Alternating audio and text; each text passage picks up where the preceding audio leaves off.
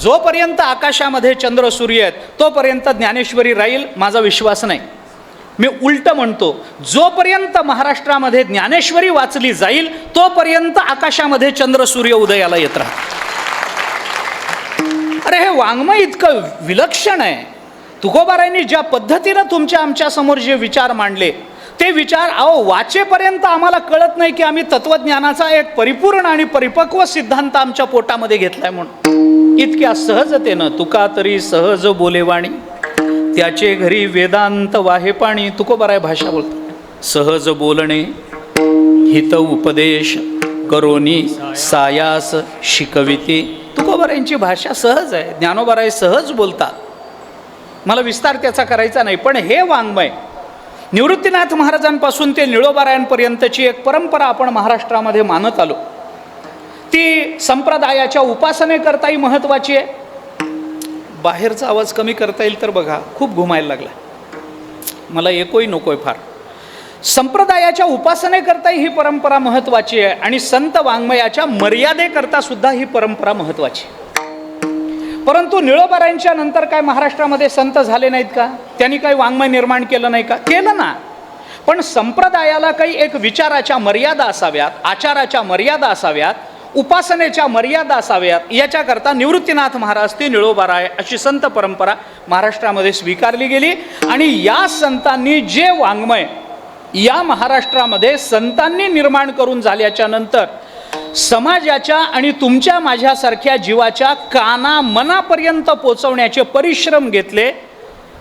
अशा परिश्रम करणाऱ्या धुरीणांमध्ये महाराष्ट्रामध्ये जी काही वर्गवारी निर्माण झाली त्याच्यामध्ये फडकरी परंपरा आहे, त्याच्यामध्ये मठकरी परंपरा आहे, त्याच्यामध्ये संस्थानं आहेत आणि अग्रक्रमानं ज्यांचा उल्लेख करावा लागेल याच्यामध्ये गड परंपरा आहे. विठ्ठला विठ्ठला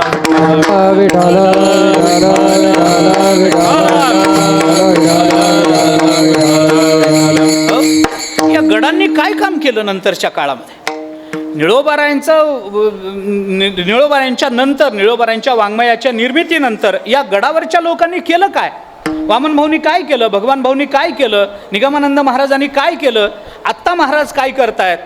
या सगळ्याचा विचार केला तर हेच वाङ्मय नंतरच्या काळामध्ये तुमच्या माझ्या शब्दामध्ये आणि तुमच्या माझ्या मनाला पटेल, रुचेल अशा पद्धतीनं ती चिंतनं तुमच्या आमच्या मनामध्ये रुजवण्याचं काम या गड परंपरेने केलं. फड परंपरा निष्ठावंत परंपरा आहे. फड परंपरेनं कीर्तन हे माध्यम जोपासलं. फड परंपरेनं कीर्तनाच्या चाली जोपासल्या. फड परंपरेनं वाऱ्या, पायी चालत जाणे, पायी चालत येणे अशा वाऱ्या, जे शारीरिक कष्टाची कामं आहेत अशा श्रद्धेनं जोपासल्या गेलेल्या परंपरा या फड परंपरेने जोपासल्या. गाथ्यावरची भजनं फडावरच करावीत. चाली फडाच्याच आपल्याला नेटक्या मानल्या जातात. फडावरची चाल नसेल तर आपण संप्रदाय म्हणून त्याला स्वीकारत नाही. मी सध्याचं बोलत नाही, जुनं बोलतो. जुनं आता चालीच बदलल्या. आता सिनेमाची चाल अभंगाला आली. आता काय झालं त्याच्याबद्दल बोलायचा मला काही अधिकार नाही. मी बोलूही शकत नाही, बोलायचं काही कारणही नाही आता. परंतु ज्या चाली जपल्या गेल्या, ज्या परंपरेनं सांभाळल्या गेल्या, ज्या परंपरा प्राणापलीकडे जाऊन जपल्या गेल्या, फड परंपरेनं हे काम केलं. मठ परंपरेनं या संप्रदायामधल्या पाठ परंपरा जपल्या. वेदांताचा विचार हा ज्ञानेश्वरी गाथा आदी संत वाङ्मयामधून कशा पद्धतीनं व्यक्त झाला आणि ते व्यक्त होण्याकरता आणि ते समजून घेण्याकरता म्हणून तत्वज्ञानाची एक वैचारिक पार्श्वभूमी विद्यार्थ्याकरता अत्यंत आवश्यक असते. तशी पार्श्वभूमी निर्माण करणं आणि विद्यार्थ्यांना त्या एका प्रक्रियेची सवय लागणं, पारिभाषिक शब्दांचा अभ्यास होणं याला जास्त महत्त्व आहे. अशा पद्धतीच्या परंपरा जोपासल्या त्या सगळ्या मठ परंपरेने जोपासल्या.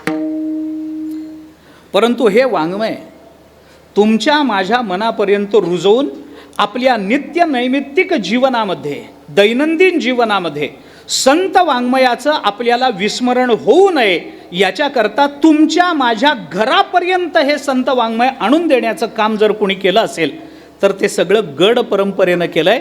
आणि त्याच्यामध्ये मच्छिंद्रगडाचं नाव अत्यंत आदरानं घेतलं जातं, अत्यंत आदरानं घेतलं जातं. निगमानंद महाराजांनी काय केलं याचा विचार करा आपण.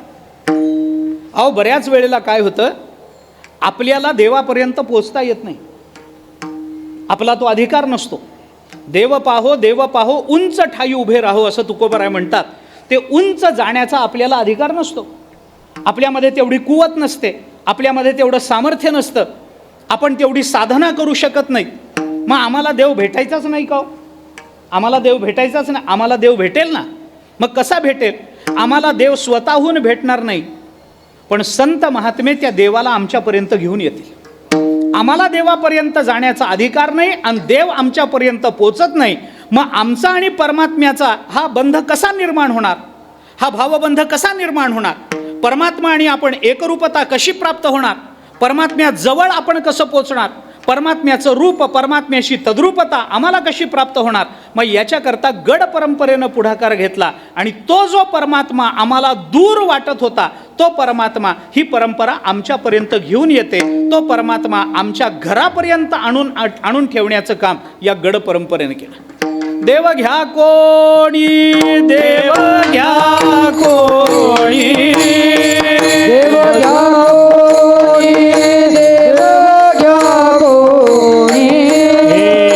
देव घ्या कोणी, देव घ्या कोणी, देव घ्या कोणी, देव घ्या कोणी, ऐताला भर कुसोनी, ऐताला भर कुसोनी, ऐताला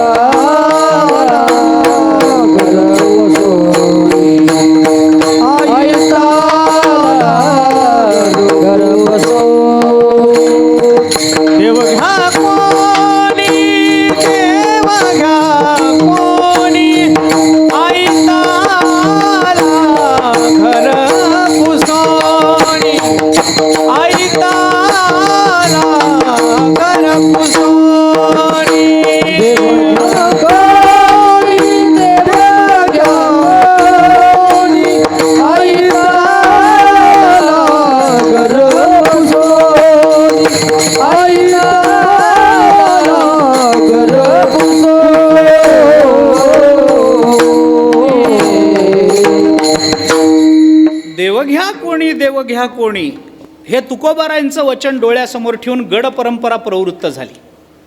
अंतरीची ज्योती प्रकाशली दीप्ती, मुळीची जे होती आच्छादली, तेथेचा आनंद ब्रह्मांडीन समाये, उपमेसी काय देऊ सुखा, तत्वमसी विद्या ब्रह्मानंदी सांग.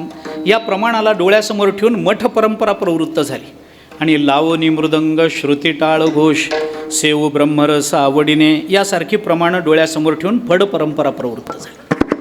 फड परंपरेलाही आधार आहे, मठ परंपरेलाही आधार आहे आणि गड परंपरेलाही आधार आहे.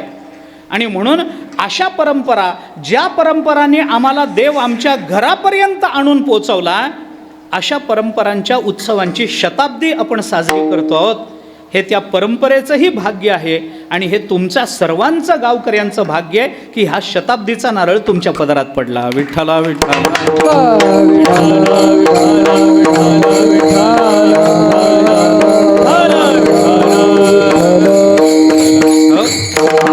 तुमच्या गावकऱ्यांचंही कौतुक करणं हे अवश्य आहे, कर्तव्य आहे माझं. ते मी आपल्यासमोर आपल्या सर्वांचं कौतुक करतो. काय असतं महाराज, आपल्याला एखादी परंपरा मिळणं हे आपल्या भाग्याचं असतं, याच्यात वादच नाही. आम्ही अमक्या परंपरेतले आहोत, मनुष्य अभिमानानं सांगतो. अहो आमची परंपरा तुकोबारायांची, आमची परंपरा निळोबारायांची, आमची परंपरा ज्ञानोबारायांची, कोणी म्हणतं आमची परंपरा नाथ महाराजांची. चांगलं आहे ना. संतांची परंपरा आपल्याला पाठराखण म्हणून मिळणं हे भाग्याचंच असतं, ह्याच्यात वाद नाही. एखादी दिव्य परंपरेत मी आहे हे सांगणं जसं भाग्याचं असतं, तसं त्या परंपरेकरता तन मन धन झटणारे, तनानं मनानं झटणारं आयुष्य झिजवणारे जे लोक त्या परंपरेला प्राप्त होणं हे त्या परंपरेचं सुद्धा भाग्य असतं. हे लक्षात घ्या. त्या परंपरेला सुद्धा एक भाग्य लागत असतं आणि अशी मंडळी त्या परंपरेशी जोडली जाणं हे त्या परंपरेचं भाग्य असतं. आपण भाग्यवान आहात. तशी ही परंपराही भाग्यवान आहे की आपल्यासारखे शताब्दी करता देह मन शरीर झिजवणारे हे सगळी मंडळी त्यांना प्राप्त झाली. मी महाराजांना मागेही बोललो होतो एकदा की अशा पद्धतीचे निष्ठावान लोक प्राप्त होणं आणि ते कायमस्वरूपी आपल्याबरोबर राहणं. अहो, कुणालाही सुरू करताना प्रत्येकजण निष्ठावान असतो. सुरू करताना प्रत्येकजण निष्ठावान असतो. पक्ष बदलून गेला की त्याच्या एवढा निष्ठावान दुसरा कोणीच नसतो. पण या निष्ठा कालपरत्वे टिकत नाहीत ना, ही मोठी अडचण असते. ही मोठी अडचण असते. आणि कोणताही विचार न करता झोकून देण्याची तयारी असणारी मंडळी त्या परंपरेला प्राप्त होणं, अशा पद्धतीच्या निष्ठा व्यक्त करणारी मंडळी त्या परंपरेला प्राप्त होणं हे त्या परंपरेचंही सद्भाग्य आहे. म्हणून आपलंही कौतुक करतो, महाराजांनाही अंतःकरणपूर्वक धन्यवाद देतो. आदरणीय श्रद्धेय हनुमान चैतन्यजी महाराज माझ्यासमोर आहेत. आज ते प्रतिनिधी म्हणून माझ्यासमोर बसलेले असले तरी त्यांच्याही चरणी आणि आपल्या सर्वांच्या चरणी नतमस्तक होतो. आज पहिला दिवस आहे. पहिला दिवस आहे.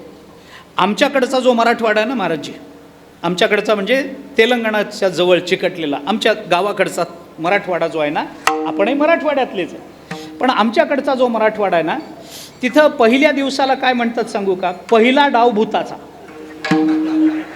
असं म्हणायची आमच्याकडे पद्धत आहे. त्यामुळे हा आमचा पहिला डाव आहे. तो जसा असेल तसा गोड करून घेणं तुमचं काम आहे. विठ्ठला विठ्ठला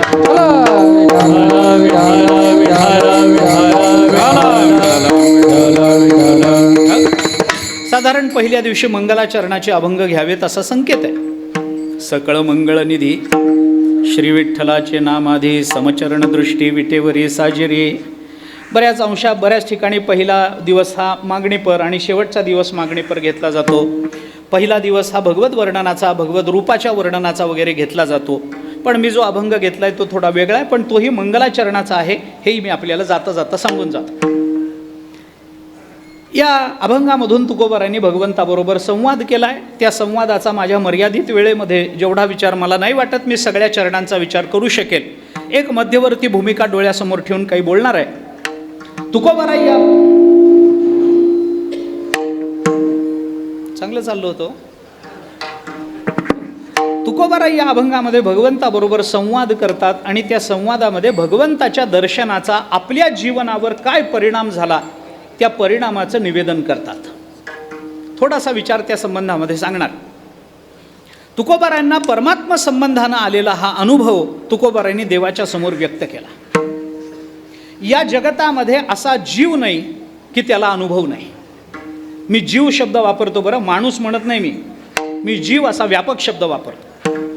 या जगतामध्ये असा जीव नाही की त्याला अनुभव नाही. तुम्हाला आम्हालाच अनुभव येतात असं नाही आहे. रस्त्यावर फिरणारं गाढव, रस्त्यावर फिरणारं कुत्रं, एखादं ढेकूण, एखादा चिलट, एखादं मांजर यांनाही अनुभव असतात. अनुभव नाही असा जीव नाही. जास्त लांबवणार नाही, पण अनुभव नाही. एखादं कुत्रं आपल्या दारामध्ये जर भाकर तुकडा मिळेल म्हणून उभं राहिलं आणि आपण त्याला भाकर तुकडा टाकायच्या ऐवजी त्याच्या पाठीत जर लाकूड घातलं तर ते कुत्रं दुसऱ्या दिवशी आपल्या दारात उभं राहताना विचार करतं कालचा अनुभव चांगला नाही. कुणाला अनुभव नाही सांगा? अनुभव प्रत्येकाला असतात आणि ते अनुभव ज्या विषयाचे आणि ते अनुभव ज्या तन्मयतेनं आणि ज्या तारतम्यानं आपल्या जीवनामध्ये प्राप्त होतात त्या अनुभवावरून माणसाच्या जीवनाचं वजन ठरत असतं. ऐका, अनुभव सगळ्यांनाच येतात. अनुभवानं मानवी जीवन संपन्न होतं. अनुभवानं मानवी जीवन प्रगल्भ होतं. अनुभवानं मानवी जीवन वजनदार होतं. जेवढे अनुभव जास्त तेवढं माणसाच्या शब्दाला वजन. आपल्याकडे नेहमी हा विचार केला जातो. आजही तुम्ही बघा खेड्यामध्ये मारुतीच्या पारावर माणसं बसलेली असतात. गावामध्ये कुणाला तरी एखाद्याला बैल विकत घ्यायचा असतो आणि ते म्हातारी माणसं बसलेली असतात ना, ती म्हातारी माणसं अभिमानानं सांगतात हे केस जे पांढरे झाले ना ते उन्हात बसून नाही झाले, 80 वर्षाचा अनुभव आहे. ती माणसं सांगतात, अभिमानानं सांगतात. गावामध्ये एखाद्याला बैल घ्यायचा असतो, एक बैल गेला, दुसरी त्याला जोडी घ्यायची आहे. मग एखादा बैल त्याच्या पसंतीला पडतो, मग तो बैल घेतो, येतो गावामध्ये आणि मग त्या मारुतीच्या पारावर जातो. ती म्हातारी माणसं बसलेली असतात. मग त्याच्यातल्या एका माणसाला विचारतो, तात्या बघावं हा बैल आणलाय आमच्या दुसऱ्या बैलाला जोडी म्हणून, बघा बरं बैल कसा आहे, तुम्ही काय परीक्षा करता बघा, तुम्ही म्हणत असलात तर बघतो घेतो बैल. 50,000 रुपये बैलाची किंमत सांगितली. बघा बरं, तुम्ही म्हणत असला तर घेतो बाई. मग तोही जो मनुष्य असतो 80 वर्षाचा, तोही आपला काठी टेकत टेकत खाली उतरतो. आपल्या शेतकी जीवनातला 80 वर्षाचा अनुभव आहे म्हणतो, तो अनुभव पणाला लावतो. मग बैलाचं कातड ओढून बघतो, दात बघतो, वशिंड हलवून बघतो, बैलाला थापटून बघतो, थोपटून बघतो, आणि मग म्हणतो बाबा 50 काय 60,000 म्हणलं तरी हा बैल हातचा सोडू नको, मी तुला सांगतो. आणि मग तो तुम्ही सांगताना तात्या डोळे झाकून घेतला काय म्हणून शब्दाला वजन आलं, शब्दाला वजन यायचं. तुम्ही म्हणल्यावर डोळे झाकून घेतो.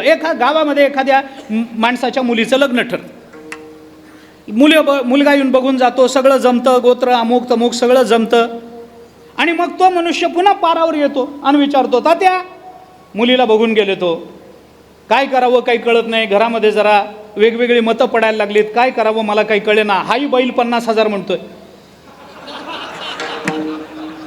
आता मागत असला तर बैल म्हणलं पाहिजे का नाही त्याला, हाही बैल 50,000 म्हणतोय, काय करावं मला काही कळत नाही, जरा सांग. मग तो तात्या विचारतो बाबा मग कुठला आहे काय नाही, मामाचं गोत्र काय, कुळ काय, घरात कोण कोण आहे, आईवडील आहेत का नाही, बहीण कुणाच्या घरी दिली, थोरल्या भावाला कुठली मुलगी करून घेतली, जमीन जुमला आहे का नाही, मुलगा काय करतो, दिसायला कसा आहे, सगळं विचारतो. आणि मग तो सांगतो बाबा 50 काय 60,000 म्हणलं तरी हा बैल हातचा सोडू नको, तुझ्या गाईला शोभून दिसत, तू काही त्याचा फार विचार. मग तो म्हणतो तात्या तुम्ही म्हणताना ठरलं लग्न.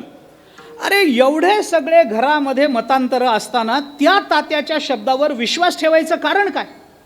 काही नाही, एकच कारण आहे महाराज, अनुभव. त्याच्या शब्दाला जे वजन येतं ना, ते वजन येतं ते अनुभवानं वजन येत असतं. अनुभव सगळ्यांना येतात, परंतु अडचण अशी आहे, सगळ्यांना जरी अनुभव येत असले तरी सगळ्यांना आलेले अनुभव, सगळेच अनुभव सगळ्यांना सांगता येत नसतात. अनुभव येणं हा तर स्वाभाविक आहे, अनुभव जीव आहे म्हणल्यानंतर अनुभव येणार, पण आलेला प्रत्येक अनुभव आपल्याला सगळ्यांना सांगता येईल असं सांगता येत नाही. सगळे अनुभव नाही सांगता येत.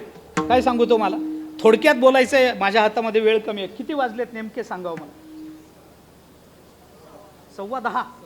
बाबा बरं, थोडा वेळ माझ्या हातात आहे, वेळेत संपवतो. तुम्ही माझ्या हातात आहे, तुम्ही चिंताच करू नका. हां, जेवणं व्हायची आहेत का झाली आहेत? झाली का? मग काही चिंताच करू नका आता. हां, ऐका हां, काय माझ्या घड्यात 9:45 झालेत म्हणून मी विचारलं. मला प्रवास आहे, नाही तर अगदी सकाळपर्यंत सांगितलं असतं. पूर्वीच्या काळी कीर्तनकार एकदा कंबर बांधून उभा राहिला ना, तो काकडा करूनच खाली बसायचा, कारण पूर्वीच्या कीर्तनकारांना काकडा येत होता म्हणून. मुख्य अडचण ही आहे आता. काकडा पूर्वीची पद्धत आहे, म्हणून तर कंबर बांधायची वेळ, नाही तर कंबर कशाला बांधायची. हां, थोडक्यात सांगतो, जेवढं मी विचार करून आलोय तेवढा विचार आपल्यासमोर ठेवतो. आलेला प्रत्येक अनुभव जगताच्या समोर मांडता येत नाही, त्याच्यामध्ये 4 विकल्प करा. 4 विकल्प. काही वेळेला अनुभव घ्यावा लागतो आणि जगाला सांगावा लागतो.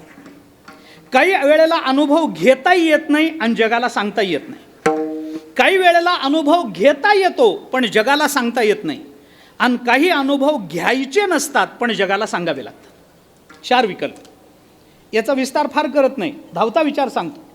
काही अनुभव आपण घ्यायचेही नाही, जगाला सांगायचेही नाही. उदाहरणार्थ, विष खाण्याचा अनुभव आपण घ्यायचा नाही आणि जगाला खा म्हणून सांगायचं नाही, आणि जर आपण घेतला तर खा म्हणून सांगायला राहायचं नाही. अनुभव विषयाचा घ्यायचाही नाही, जगाला सांगायचाही नाही. काही अनुभव असे असतात की ते घेता येत नाहीत पण सांगावे लागतात. अनुभव आपण घेत नाही पण सांगावे लागतात. उदाहरण सांगतो तुम्हाला. आपल्याला एखाद्या वेळेला ताप येतो, बरं वाटत नाही, कसं तरी होतं, मळमळ होतं, छातीत जळजळ होतं आहे, झोप लागत नाही, डोकं दुखतं आहे, अमुक होतं आहे, तमुक होतं आहे, अंगात ताप आहे, कणकण आहे, अस्वस्थता आहे. मनुष्य डॉक्टरकडे जातो, डॉक्टर साहेब कालपासून बरं वाटत नाही हो, बघा बरं जरा. मग तो तपासून वगैरे पाहतो, तो सांगतो काही हरकत नाही, 4 गोळ्या देतो, सकाळी 1 घ्या, दुपारी नाश्ता झाल्यावर 1 सकाळी घ्या, 1 दुपारचं जेवण झाल्यावर घ्या, 1 रात्रीचं जेवण झाल्यावर घ्या, 4 गोळ्यात बरं वाटेल तुम्हाला. ही पिवळी सकाळी घ्या, निळी दुपारी घ्या, तांबडी अमुक घ्या, तमुक घ्या. तो सांगतो 4 गोळ्या बांधून देतो. मला असं विचारायचं आहे, डॉक्टर आपल्याला ज्या गोळ्या बांधून देतात त्या सगळ्या डॉक्टरनी घेऊन पाहिलेल्या असतात का? त्या गोळ्यांचा त्यांना अनुभव नसतो, पण आपल्याला घ्या असं सांगावं लागतं. काही अनुभव उलटे असतात, ते अनुभव घ्यावे लागतात, पण जगाला सांगता येत नाही. उदाहरणार्थ आपल्या प्रपंचातला 4 भिंतीतला अनुभव तो घ्यावाच लागतो. संसार आहे म्हटलं तर अंधारातले अनुभव घ्यावेच लागतात, पण जगाला सांगता येत नाही. जगाला सांगता येत नाही. ते अनुभव मर्यादित असतात, व्यक्तिगत असतात, ज्याला मराठीमध्ये पर्सनल म्हणतात. बरोबर आहे का? हां, व्यक्तिगत अनुभव असतात, ते जगासमोर बोलून दाखवता येत नाही. एखाद्याला एखाद्याच्या बायकोनी जोड्याने मारलं, पारावर जाऊन सांगाव का? एक जण अहो बायकोने जोड्याने मारलं. मी म्हणलं अहो असं सांगू नये पारावर येऊन. 4 चौघात तोंडला का सांगू नये? नवीन कोरा करकरीत जोडा होता. म्हटलं जोडा नवीन असला तरी सांगू नये. आपले अनुभव असतात. आपण सांगतो काय बायकोने मारलेलं मला सांगा तुम्ही? नाही म्हणतात. म्हणजे मारलंय हे कबूल केलं यांनी. असू द्या, मला काही तसं म्हणायचं नाही, पण तरी एक उदाहरण म्हणून मी आपल्याला सांगितलं. काही अनुभव आपल्याला घ्यावे लागतात, जगताला सांगता येत नाहीत.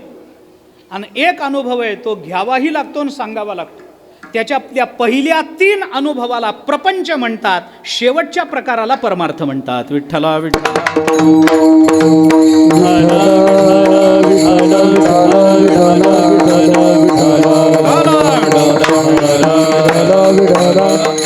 अनुभवे आले अंगा ते या जगात देतसे. तुको बरोबर, तुको बरोबर. सेवितो हारस, सेवितो हारस वाटितो अनिका, सेवितो हारस, सेवितो हारस,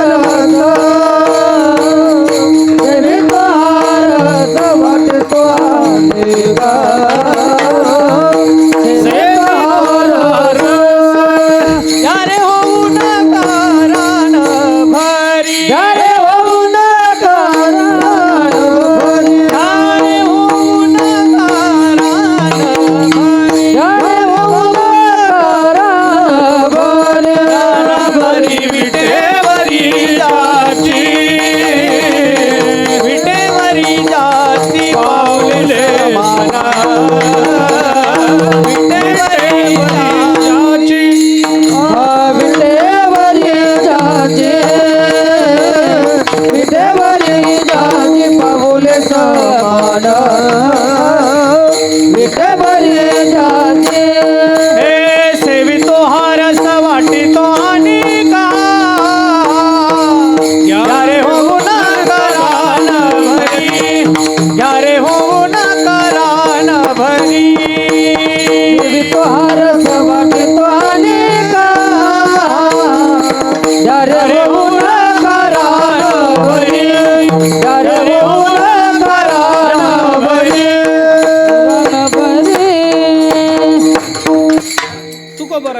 सेवितो हारस वाटितो अनिका, घ्या रे होऊन का रानभरी, विटेवरी ज्याची पाऊले समान, तोची एक दानशूर दाता. तुकोबरांची भाषा आहे.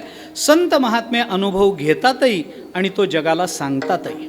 अनुभव घेणं आणि सांगणं हा परमार्थ आहे. अनुभव घेता येत नाही, सांगता येत नाही, घ्यावा लागतो, सांगावा, घ्यावा लागत नाही, सांगावा लागतो, घ्यावा लागतो पण सांगता येत नाही, हा सगळा प्रपंच आहे. तुकोबाराय आपल्याला आलेला अनुभव परमात्म्याच्या समोर जगताच्या करता म्हणून व्यक्त करतात. भगवंताच्या दर्शनाने आमच्या जीवनामध्ये काय लाभ झाला.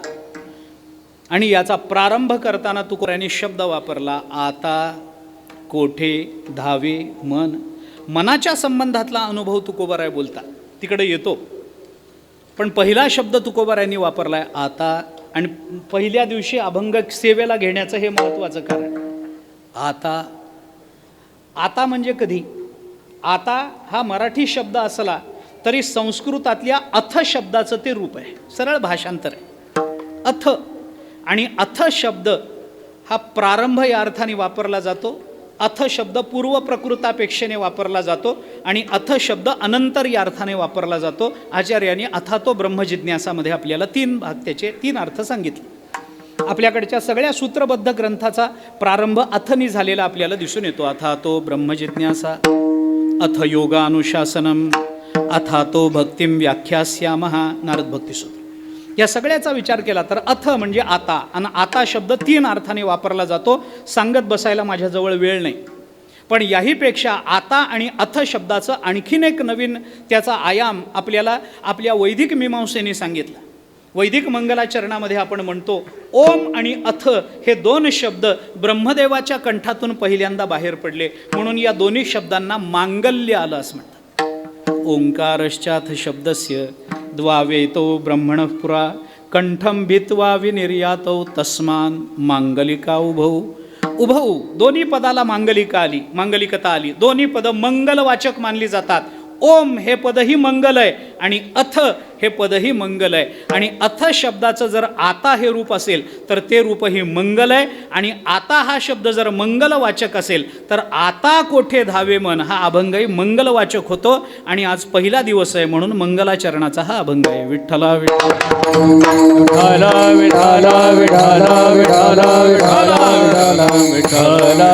विठ्ठला. तुकोबाराय आपल्याला आलेला अनुभव सांगतात. आता कोठे धावे मन तुझे चरण देखील या. देवा तुझे चरण देखील या, आता मन कोठे धावे. तुझे चरण देखील या भाग गेला, तुझे चरण देखील या क्षीण गेला, तुझे चरण देखील या अवघा आनंद झाला.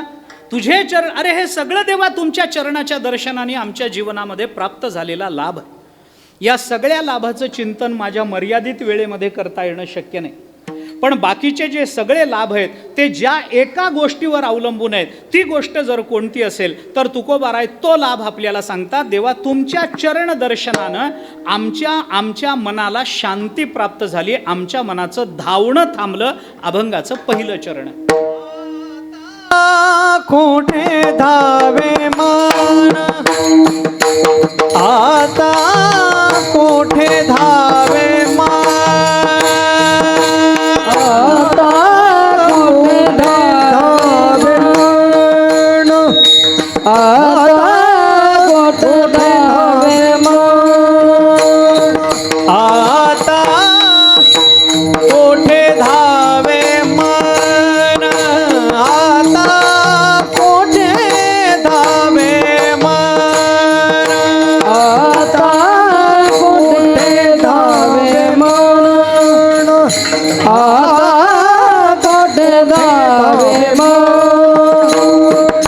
तुझे चरण देखलिया तुझे चरण देखलिया भाग गेला सिया गेला भाग गेला सिया गेला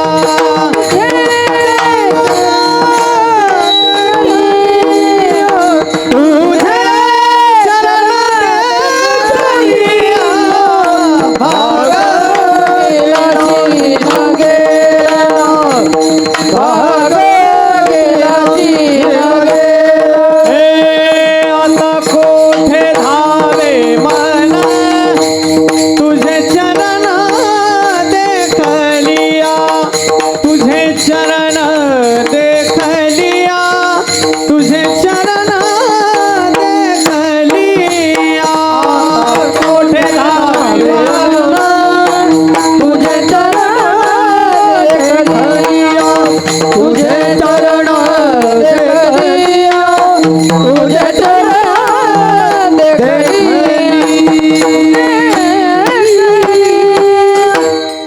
तुकोबाराय बोलतात आता कोठे धावे मन. देवा आता आमचं मन कुठे धावेल हा प्रश्न नाही, हे उत्तर आहे. प्रश्नामध्ये बऱ्याच वेळेला उत्तर लपलेलं असतं. साहित्याच्या भाषेमध्ये हा परिसंख्या नावाचा अलंकार मानला गेला. प्रश्नपूर्विका परिसंख्या आहे. आता कोठे धावे मन प्रश्नपूर्विका परिसंख्या अलंकार आहे साहित्यातलं. असो, आपल्याला आता तिकडं जायचं काही कारण नाही आहे. परंतु तुकोबाराय हा प्रश्न विचारत नाहीत, देवाला प्रश्नातून उत्तर देतात. देवा आता आमचं मन कुठंही धावणार नाही. तुकोबारायांनी मनाचा अनुभव भगवंताच्या समोर व्यक्त केला, कारण या जगतामध्ये मन शांत होणं हे वाटते तेवढी सोपी गोष्ट नाही. आमचं मन शांत नाही. आता त्याची कारणं काय आहेत ते नंतर बोलू आपण. कारण या सगळ्या परमार्थाचं सूत्र, सगळं बीज जर कशात असेल तर ते त्या मनात आहे. मन एव मनुष्याणाम कारणम बंधमोक्षयोः. आपण थोडा विचार करा. भागवतामध्ये एकादश स्कंधातल्या 23व्या अध्यायामध्ये भिक्षुगीत आला. नाथ महाराजांचं विस्तारानं भाष्य वाचा. आपण भागवत वाचा नाथ महाराजांचं. नाथ महाराजांचं भागवत वाचल्याशिवाय ज्ञानेश्वरी कळत नाही. गाथा वाचल्याशिवाय भागवत कळत नाही. भागवत वाचल्याशिवाय ज्ञानेश्वरी कळत नाही. हे तिन्ही ग्रंथ आपल्याला लागतात. ऐका, भागवत वाचा. नाथ महाराजांनी विस्ताराने भाष्य केलंय. आपल्या जीवनामध्ये आलेल्या सुखदुःखाचं मूळ कारण काय? भिक्षूने विचार केला. मन एव मनुष्याणाम. मनच माणसाच्या सुखदुःखाचं कारण आहे. मला विस्तार करायचा नाही. मन शांत होणं ही वाटते तेवढी सोपी गोष्ट नाही. कारण आपलं मन इकडं तिकडं धावत राहतं. आपल्या मनाला थांबणं माहिती नाही आपलं मन. कारण का, जगतामध्ये मी आपल्याला थोडं स्पष्ट बोलतो. एकही दार्शनिक असा नाही, एकही दर्शनकार असा नाही आहे की मन आणि देह यांचा नित्य साहचर्य तो मानतोय. कुठल्याच दर्शनात नाही. कोणी तत्वज्ञ हे मानत नाही. मन आणि देह हे एकत्रित राहतीलच याची शाश्वती नाही हो. आपला देह एकीकडे असतो. मी आपलं जाऊ द्या, मी खरं बोलू, संतांचं सुद्धा हे एकत्रित राहत नाही. आता काय सांगू मी तुम्हाला, पटेल न पटेल मला माहिती आहे, संतांचं सुद्धा देह न मन एका जागी नाही. माझी भाषा नाही, ज्ञानोबराय बोलतात म्हणून मी बोलतो. ज्ञानेश्वरी वाचा. ज्ञानोबराय बोलतात, देह तरी वरचिलीकडे वरीच्या वरी हिंडे परी बैसका न मोडे मानसीची. ज्ञानोबराय बोलतात. फक्त फरक कुठे सांगू का, फरक कुठे सांगू का, आपला देह एका जागी बसतो आणि मन फिरतं, त्याला जीव म्हणतात. आणि मन देवाच्या चरणी राहतं, पण देह मात्र जगभर फिरत राहतो, त्याला संत म्हणतात. विठ्ठला विठ्ठला विठ्ठला विठ्ठला विठ्ठला विठ्ठला आपलं मन आणि आपला देह एका ठिकाणी एक समयावच्छेदाने एकत्रित राहतीलच याची शाश्वती नाही. मन जिथं जाईल तिथं देह जाऊ शकत नाही, आणि देह जिथं राहतो तिथं मन राहीलच याची शाश्वती नाही. आता मी कितीतरी उदाहरणं सांगतो तुम्हाला. आता आपण कीर्तनात बसलोय, आपण कीर्तनात बसलो, आपला देह कुठे? कीर्तनात. आणि मन कुणाला माहिती? तुम्हाला माहिती, तुमच्या देवाला माहिती. मला इथून काही कळत नाही. कुणाला माहिती कुणाचं मन कुणाकडे राहिलं, कुणाचं मन कुठं गेलं, काय गेलं, काय नाही.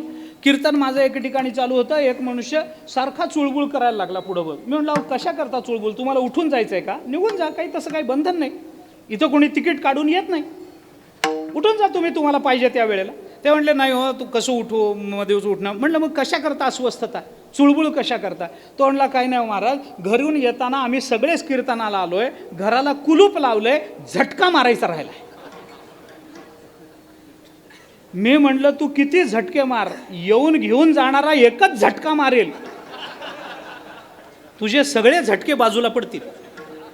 आमचं राहतं ना. कारण का, आपण ज्या क्षणी मनानं ज्या पदार्थाचा, ज्या वस्तूचा आणि ज्या व्यक्तीचा विचार करत असतो, त्या क्षणी ते मन तिथपर्यंत पोचलेलं असतं. आम्हाला वाटतं आता आपलं विज्ञान प्रगत झालं, खूप प्रगत झालं. चंद्रावर जाणं शक्य झालं. आता मंगळावर गेली यानं आपली, चंद्रावर गेली. चंद्रावर माणसाला जायला एक नाही म्हणलं तरी, किती म्हणलं तरी 1 वर्षभर तरी लागेल. चंद्रावर जायचं म्हटलं तर 1 वर्षभर, यायला म्हटलं तर वर्षभर, 1-2 वर्ष तरी लागतील. चंद्रावर जाऊन यायचं म्हटलं तर तुम्ही मनाला विचारा, चंद्रावर जाऊन यायला 2 मिनिटात 10 जातं, 15 वेळेला खाली उतरतं. मी प्रमाणात येऊन बोलतो पुढं त्या संबंधामध्ये. माणसाचं मन अत्यंत चंचल आहे. माणसाचं मन धावत राहतं. माणसाच्या मनाला एका जागी बसवणं हे अत्यंत कठीण आहे. का कठीण आहे याचा शोध घेतला पाहिजे. मी थोडंसं विषयांतर होईल, पण जाता जाता बोलतो, क्षमा मागून बोलतो. आपल्याला जीवनामध्ये जर सुखी व्हायचं असेल ना, तर घडणाऱ्या घटनांचा मूलग्राही शोध घेण्याची वृत्ती आपल्या ठिकाणी निर्माण झाली पाहिजे. मी स्पष्ट बोलतो, भाषा थोडी कठीण वाटत असेल आपल्याला जर सुखी व्हायचं ना, आपल्या अवतीभोवती घडणाऱ्या घटना, आपण घटनांमध्ये फार अडकतो. या घटना कोणत्या वृत्तीनं घडल्या असतील याचा शोध घेण्याचा आपण प्रयत्न करत नाही. मी उदाहरण देऊन आपल्याला बोलतो, सरळ बोलतो. रस्त्यावरून जाणाऱ्या एखाद्या माणसाने आपल्याला शिव्या दिल्या, वाईट वाटतं की नाही? वाटतं की नाही? शिव्या दिल्या वाईट वाटतं की नाही? वाटतं. गाढव म्हणाला, मूर्ख म्हणाला, अजून काही, मला 2च येतात त्याच्यामुळे मी एवढीच उदाहरणं देतो. त्याच्या पुढच्या काही शिव्या त्यांनी दिल्या असतील, आपल्याला वाईट वाटेल की नाही? वाईट वाटेल. मग वाईट वाटेल, मग आपण लगेच आपण त्याच्या पुढच्या शिव्या देतो, तो त्याच्या पुढच्या देतो. आपली बुद्धिमत्ता अलौकिक असल्यामुळे आपण त्याच्याही पुढच्या देतो. मग पुष्कळ वेळ शिवीगाळ होते, शेवटी तो त्याच्या रस्त्याने निघून जातो ना आपण आपल्या रस्त्याने निघून देतो. मन अस्वस्थ राहतं. शिव्या दिल्या, काय कारण आहे, काय भांडण आहे, काय त्याचा गुंठा घेतलाय मी, का त्याला काय दिलंय, का काय नातं आहे, का गोतं आहे, कशा करता त्याने मला शिव्या द्याव्यात. माणूस मग चक्रार, काय माणूस भेट. मग एखादा विचारतो मित्र, अरे कोण भेटलं एवढा अस्वस्थ? नाही रे, असा मनुष्य होता, असा होता का, असा होता, अमुक होता का, टक्कल पडलेलं होतं का, शर्ट पॅन्ट घातलेली होती, चष्मा लावलेला होता, हे होतं ते होतं, हां तसाच होता. अरे तो रोज दारू पितून दुपारी सगळ्यांना शिव्या देतो. आता मला सांगा, दारू पिऊन शिव्या देतो असं म्हणल्यानंतर दुःख वाढलंय का कमी झालंय? का कमी? अरे दारू पिणारा आहे म्हणलं शिव्या देणारच आहे, काय लक्ष द्यायचंय त्याच्याकडे? ही वृत्ती का निर्माण झाली? कारण आम्ही शिव्यांमध्ये अडकलो. शिव्या कोणत्या वृत्तीतून आल्या याचा शोध घेतला नाही म्हणून आम्ही दुःखी झालो, है ना? का बोलतो मी? लक्षात घ्या. आमच्या जीवनामध्ये घडणाऱ्या घटनांमध्ये आम्ही जेवढे अडकतो ना, तेवढं घटना कोणत्या कारणाने घडल्या याचा मूलग्राही शोध आम्हाला घेता आला पाहिजे, आजपर्यंत जाता आलं पाहिजे. मन इकडं तिकडं धावतच आहे, पण का धावतं याचा कधी विचार केलाय का? का धावतं मन? 1-2 कारणाचा विचार करून पुढे जाणार आहे मी, लांबवणार नाही. मी मगाशीच म्हटलं, 1-2 कारणाचा विचार करतो. माणसाचं मन इकडं तिकडं धावतं. मनाला एका जागी बांधून ठेवणं अत्यंत कठीण आहे. भल्या भल्यांनी प्रयत्न केले, पुढेही बोलतो मी आपल्या. विचार करून बघा, आपण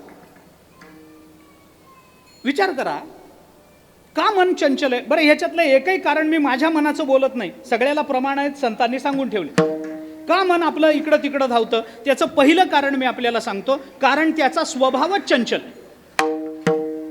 त्याचा स्वभावच तसा आहे. कोण बोलतं? अर्जुन तक्रार करतोय 6व्या अध्यायामध्ये देवाकडे, देवा चंचलम हि मनो कृष्ण प्रमाथी बलवदृढम तस्याहम निग्रहम मन्ये वायोरिव सुदुष्करम. अर्जुन देवाला बोलतो, देवा मन अत्यंत चंचल आहे. त्याचा स्वभावच आहे तसा, त्याचा स्वभाव आहे. कारण मी पुढेही बोलतो, ज्ञानोबारायांनी या श्लोकाच्या खाली लिहिताना चंचल शब्द काढून टाकलाय, स्वभाव शब्द ठेवलाय. आणि ज्ञानोबाराय बोलताना म्हणतात, तया यया मनाचा किर चपळची स्वभावोगा. या मनाचा स्वभाव आहे. आणि स्वभावाची गंमत मी आपल्याला सांगतो, जो ज्याचा स्वभाव असतो तो काही केलं तरी बाहेर पडल्याशिवाय राहत नाही. जे ज्याच्या स्वभावात आहे ते काही केलं तरी व्यक्त झाल्याशिवाय राहत नाही. आणि जे ज्याच्या स्वभावात नाही ते काही केलं तरी तिथं प्रकट होत नाही. अरे स्वभाव आहे म्हणल्यानंतर तो बाहेर पडणारच. अंतरीचे धावे स्वभावे बाहेरी धरिता हे परी आवरे ना. तुकोबरायांची भाषा आहे, प्रमाण जास्त देत नाही, थोडक्यात बोलतोय. ऐका, जो त्याचा स्वभाव आहे आणि जो ज्याचा स्वभाव असतो ते स्वभावात असलेला कुठं ना कुठं तरी व्यक्त झाल्याशिवाय राहतच नाही. तुम्ही किती प्रयत्न करा, स्वभाव मूर्ध्नी वर्तते. सुभाषितकारांनी चिंतन केलंय, कुत्र्याला राजा केलं ना तरी कुत्र चप्पलच चघळणार. का? स्वभाव. आपल्या मराठीतल्या म्हणी सांगू का तुम्हाला? आधी होता वाघ्या, त्याचा झाला पाग्या, त्याचा येळकोट राहीना, आणि मूळ स्वभाव जातच नाही. आपल्याकडे अजून एक म्हण, 2-3 म्हणी सांगतो तुम्हाला, 2-3 म्हणी सांगतो. सुंभ जळला तरी पीळ जळत नाही म्हणतात की नाही. अजून एक म्हण सांगतो तुम्हाला, जित्याची खोड. माहिती आहे का म्हण तुम्हाला? जित्याची खोड मेल्याशिवाय राहत नाही. मी त्याच्या पुढचं बोलतो, मेलं तरी जात नाही. तुम्ही मेल्याशिवाय काय म्हणता? माझी भाषा नाही, ज्ञानोबारांनी या श्लोकाच्या खाली जे चिंतन केलंय ना, आपण ज्ञानेश्वरी वाचा. मी थोडं लांबून बोलतो बरं का देवा, थोडं माईक ॲडजस्ट करा, मला लांबून बोलायची सवय, इकडं तिकडं बघत बोलायचं. ज्ञानोबारांचं भाष्य बघा. ज्ञानोबारांनी सांगितलं मन किती चंचल आहे. ज्ञानोबारांनी 2 दृष्टांत दिले. हे ऐसे कैसे घडेल, एक वेळ मरकट समाधी येईल, का रहा म्हणितलया राहेल महावा तू. ज्ञानोबाराय चिंतन करतात, अहो एक वेळ माकडाला समाधी लागेल, एक वेळ थांब म्हणलं तर वारा थांबेल, पण मन कधी एका जागी बसणार नाही. ज्ञानोबारांनी दृष्टांत कोणाचा दिला? माकडाचा एक वेळ मरकट समाधी येईल. माकडाला एक वेळ, माकडाला समाधी लागलेली कधी बघितली का तू? मर्कटस्य सुरापानम तस्य वृश्चिक दंशनम तन्मध्ये भूतसंचारो यद्वा तद्वा भविष्यती. सुभाषितामध्ये आलं. माकड आधीच चंचल. ऐका, कोण? माकड आधीच चंचल, त्याच्यात दारू प्यायली. कुणी? बहुतेक माकडं दारू पितातच, त्याच्याबद्दल काही माझ्या मनात किंतूच नाही, संदेहच नाही. बहुतेक माकडं पितातच दारू. आधीच माकड चंचल, त्याच्यात दारू प्यायली. किती चंचल झाला असेल? त्या दारू प्यायलेल्या अवस्थेमध्ये त्याला विंचू चावला.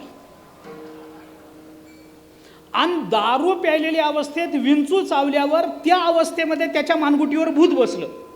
एवढं सगळं करून माकड जेवढं चंचल होतं ना, तेवढं काही न करता आपलं मन आधीपासून आहे विठ्ठला विठ्ठला विठाला विठाला विठाला विठाला विठाला विठाला विठाला विठाला विठाला. मन चंचल आहे. कारण का? कारण त्याचा स्वभाव आहे. जे ज्याच्या स्वभावात आहे ते तिथं व्यक्त होतच, होत नाही असं नाही. तुम्ही बघा, म्हणून ज्ञानोबारांनी म्हटलं, म्हणून मी आपल्याला म्हटलं, जित्याची खोड मेल्याशिवाय राहत नाही, मेलं तरी जात नाही. काय सांगता तुम्ही? जात नाही.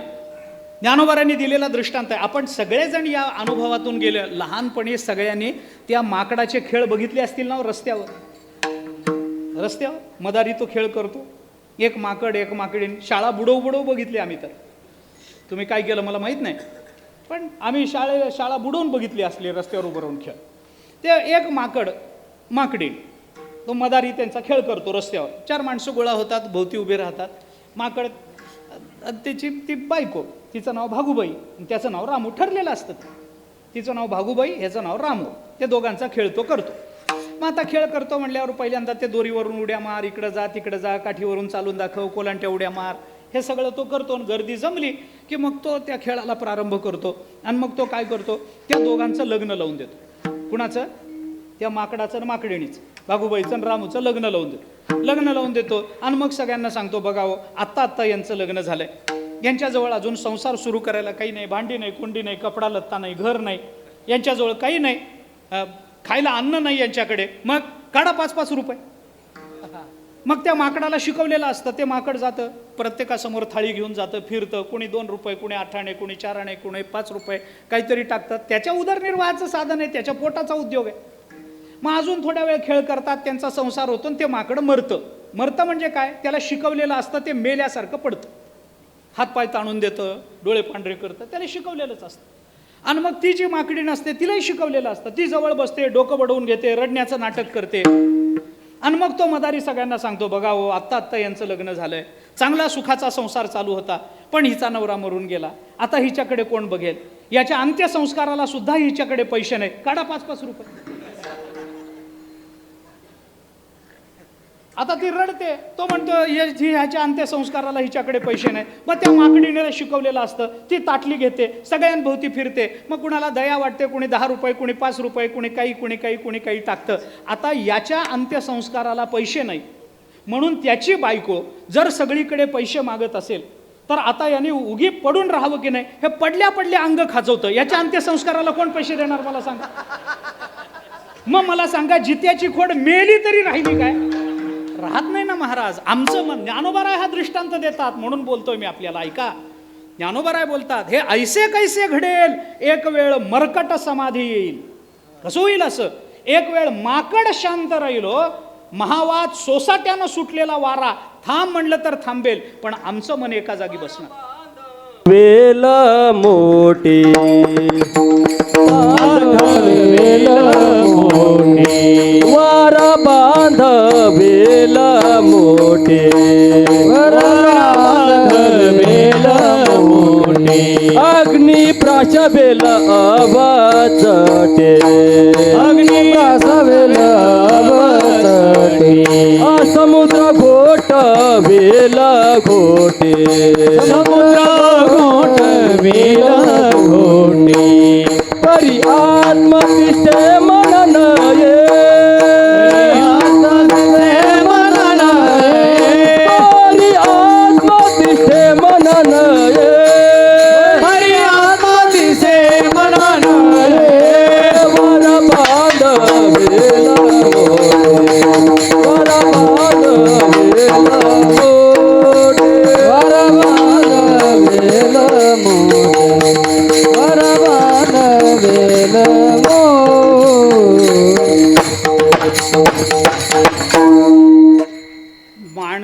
सगळ्या अशक्य वाटणाऱ्या गोष्टी कदाचित एक वेळ घडतील, पण आपलं मन शांत राहणं ही अत्यंत कठीण गोष्ट आहे. का? कारण त्याचा तो स्वभाव आहे. ज्ञानोबा आहे स्वभाव शब्द वापर, स्वस्य भाव नाही का, त्याकडे जात नाही. आपला त्याचा तो स्वभाव आहे, आणि स्वभावात आहे म्हटलं की ते येणारच. ते तुम्ही किती स्वभावाला जेवढा आम्ही दाबून ठेवण्याचा प्रयत्न करू ना, तेवढा तो स्वभाव वर येत राहील, तेवढा तो स्वभाव वर येत राहतो. कितीतरी प्रमाण आहेत. वाल्मिकी रामायणामध्ये कथा, मला सगळी कथाही सांगायची नाही. रावणाच्या मुखात एक शब्द आहे, रावणाच्या मुखात एक वचन आहे, तेवढं सांगतो फक्त तुम्हाला. रावणानं सीता मातोश्रींना पळवून आणलं. स्वभावाकरता सांगतो, स्वभावाकरता रावणाने सीता मातोश्रींना पळवून आणलं. पळवून आणल्यानंतर रावणाला भले तो पराक्रम वाटला, तरी रावणाला विरोध करणारे 3 जण लंकेमध्ये होते. एक रावणाचा भाऊ बिभीषण, दुसरी रावणाची पत्नी मंदोदरी, आणि तिसरा माल्यवान. हे 3 जण होते. माल्यवान राजा, हे 3 जण रावणाला. माल्यवान एके दिवशी रावणाकडे आणून सांग, कशा करता हे पळवून आणलं? बरं, ज्याची पळवून आणली तो माणूस नाही ना रे, ते परब्रह्म आहे. कशा करता त्याची बायको पळवून आणली? दुसऱ्याची बायको कशा करता पळवून आणली? काय वेड्यासारखं आचरण केलं तू? आणि पळवून आणली ती आणली, कपटानं पळवून आणली. युद्धामध्ये जिंकून आणली असती तर मी एक वेळ मान्य केलं असतं. कपटानं पळवून आणावीस तू? काय त्या रामाने तुझं घोडं मारलंय? कशा करता? हे करू नको, हे चांगलं नाही आहे, हे वाईट आहे. एक काम कर, सीता मातोश्रींना घे, परत रामाकडे जा, सीता मातोश्रींना परत कर, त्यांना सांग माझ्याकडून चूक झाली, याच्या पुढे अशी चूक माझ्याकडून होणार नाही, याचे आश्वासन दे, आश्वस्त कर, अभिवचन दे, आणि ह्याच्या पुढून माझ्याकडे असा गुन्हा माझ्याकडून घडणार नाही असं अभिवचन दे. त्यांच्या चरणावर वाग, त्यांना नमस्कार कर. अरे तो परमात्मा आहे बाबा. सकृदेव प्रपन्नाय तव अस्मितीचे याचते अभयम सर्वभूतेभ्यो ददाम्येतद् व्रतम मम, असं रामचंद्र प्रभूंनी बोलून दाखवलं युद्धकांडामध्ये, बिभीषणाच्या शरणागतीच्या प्रसंगात. कोणी एखादा आला माझ्याजवळ आणि देवा मी तुमचा आहे एवढं म्हणून त्यांनी माझी शरणागती पत्करली, तर मी सगळ्यांना अभय द्यायला तयार आहे. अरे ते रामचंद्र प्रभू आहे, तुला लगेच क्षमा करतील. हे झालं ते चांगलं झालं नाही. सीता मातोश्री, बायको परत कर, चूक झाली कबूल कर, पुन्हा अशी चूक होणार नाही याचं अभिवचन दे, त्यांना नमस्कार कर आणि परत ये, तुझं जीवन सुखमय होऊन जाईल. माल्यवानाने सांगितलं. रावणाने ते ऐकलं, आणि रावणाने काय सांगावं? रावण म्हणला बायको परत कर, मान्य आहे, करतो. माझ्याकडून चूक झाली, कबूल करणं मान्य आहे. याच्या पुढे अशी चूक करणार नाही, अभिवचन देणं मान्य आहे, पण त्यांच्या पाया पडणं आपल्याला मान्य नाही. रावण बोलतो आपल्याला मान्य नाही. अरे तो माल्यवान म्हणाला, अरे पाया पडायला काय अडचण आहे तुला? काय अडचण आहे? त्यांनी रावणाने जे शब्द वापरलेत ना ते मला आपल्याला सांगायचे. रावणाने तिथं बोलताना असं सांगितलं, आता चालूच आहे, आजच रामनवमी आजच आहे ना, मग रामचरित्र थोडं तरी आलंच पाहिजे. ते रामचंद्र प्रभूंनी सांगितलं, द्विधा भज्येम अपेयम न नमेयम तू कस्यचित एष मे सहजो दोषः स्वभावो दुरतिक्रमः. स्वभाव ओलांडून जाणं फार अवघड असतं, फार अवघड. माझ्या शरीराच्या 2 फाकड्या करा, 2 दिशेला टाकून द्या, न नमेयम तू कस्यचित, पण मी कुणाच्याही पाया पडणार नाही. का? एष मे सहजो दोषः, कारण हा माझा स्वाभाविक दोष आहे. आणि स्वभाव ओलांडून जाणं फार अवघड असतं. स्वभावो दुरतिक्रमः, स्वभाव ओलांडून जाणं फार अवघड असतं. मी पाया पडणार नाही, स्वभावाकरता मी सांगितलं. तसं ज्ञानोबराय म्हणतात, या मनाचा किर चपळची स्वभावो गा. हा मनाचा चपळ हा स्वभाव आहे. अर्जुन म्हणतो देवा मन चंचळ आहे. ज्ञानोबराय म्हणतात चंचळ नाही रे, चपळ आहे. अर्जुन म्हणतो नाही नाही चंचलम ही मनो कृष्ण. ज्ञानोबराय म्हणतात नाही नाही या मनाचा किर चपळची स्वभाव होगा. अर्जुन म्हणतो चंचल, ज्ञानोबराय म्हणतात चपळ, तुकोबाराय म्हणतात तुम्ही भांडू नका. अरे दोन्ही म्हणा, बहुत चंचळ चपळ जाता येता न लगे वेळ, जाता येता न लगे वेळ, जाता येता न लगे वेळ, बहुत चंचल चपळ जाता येता न लगे वेळ, जाता येता न लगे वेळ, जाता येता न लगे वेळ. बहुत चंचल चपळ जाता येता न लगे वेळ, जाता येता न लगे वेळ, जाता येता न लगे वेळ. बहुत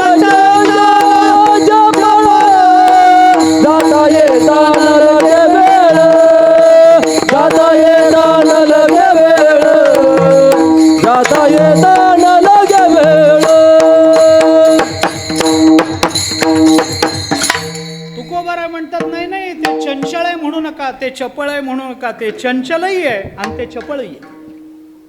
अर्जुन म्हणतो चंचल, ज्ञानोबराय म्हणतात चपळ, तुकोबाराय म्हणतात दोन्ही. चंचल वेगळं, चपळ वेगळं. आता त्या दोन्हीतला फरक सांगत बसलो तर वेळ जाईल. चंचल वेगळं आणि चपळ, दोन्हीमध्ये फरक आहे. चंचल म्हणजे चपळ नाही, चपळ म्हणजे चंचल नाही. दुर्दैवाने आपण एकाच अर्थाने दोन्ही वापरतो. पण मी जाता जाता आपल्याला सांगतो, चंचलत्व हा दोष आहे आणि चापल्य हा गुण आहे. अर्जुनाला मनाचा दोष जाणवतो आणि ज्या ज्ञानोबारांना दोषच दिसत नाही त्यांना गुणच दिसतो. ते संतच आहेत, त्यांना दोषच दिसत नाही, ते गुणच पाहतात. चंचल वेगळं असतं, चपळ वेगळं असतं. आता मी साधं विचारतो, मला सांगा, माणसानं चंचल असावं का चपळ असावं? जरा विचार करून सांगा बरं. माणसानं चंचल असावं का चपळ असावं? चापल्य हा गुण आहे, चांचल्य हा दोष आहे. दोन्हीमध्ये अंतर आहे. काय सांगू तो, एका वाक्यात एकच वाक्य बोलतो. हातात घेतलेलं काम अर्धवट टाकून दुसऱ्या कामाकडे धावत गेला की त्याला चंचल म्हणतात. आणि हातातलं काम लवकरात लवकर पूर्ण करून दुसऱ्या कामाकडे गेला की त्याला चपळ म्हणतात. विठ्ठला विठ्ठला विठाला विठाला विठाला विठाला विठाला विठाला विठाला विठाला विठाला विठाला